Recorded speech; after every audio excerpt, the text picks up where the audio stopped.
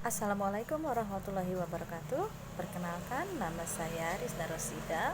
Saya guru bahasa Indonesia SMA Negeri 1 Cisarua, Kabupaten Bandung Barat. Di sini saya akan menyampaikan gagasan atau ide untuk sekolah dan Jawa Barat. Gagasan saya untuk SMA 1 Cisarua adalah tahun ajaran baru ini sekolah saya dapat menerapkan kurikulum merdeka dan banyak terdapat pelatihan untuk guru-guru agar bisa menjalankan pembelajaran yang merdeka, menyenangkan, dan tentunya membuat murid dan guru bahagia.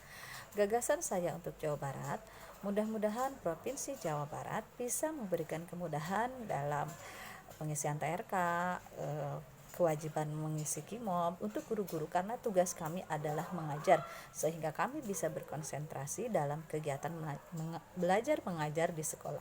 Demikian gagasan saya untuk sekolah dan Provinsi Jawa Barat, mudah-mudahan dapat tercapai untuk terciptanya Jabar juara lahir batin. Sekian, terima kasih. Wassalamualaikum warahmatullahi wabarakatuh.